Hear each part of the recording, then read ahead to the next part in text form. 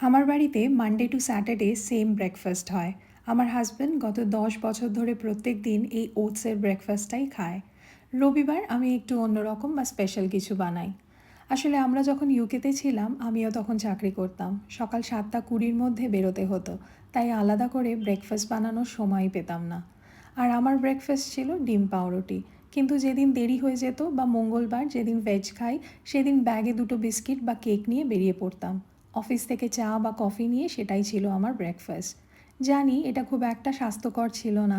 আসলে ওখানে তো কোনো হাউস হেল্প ছিল না, সত্যিই টাইম পেতাম না। আর এখানে এখন এত গরম পড়েছে যে সকালে আমার কোনো ব্রেকফাস্টই খেতে ইচ্ছা করে না। খালি মনে হয় ঠান্ডা কিছু খাই। গত সপ্তাহে যখন বোনের সাথে ফোনে কথা হয়, ও আমায় বলল, তুই এই ওটস পুডিংটা ট্রাই কর। আমি ইন্টারেস্ট দেখাই না, ও বলে একবার খেয়ে দেখ, তুই রোজ খাবি। ওর থেকে রেসিপি নিয়ে কাল রাতেই ওটস, চিয়া সিডস, একটু টক দই আর দুধ একসাথে মিশিয়ে রেখে দিয়েছিলাম।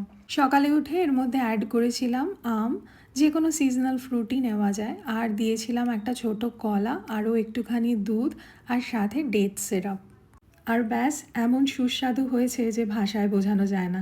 এই গরমে একদম পারফেক্ট ব্রেকফাস্ট এটা।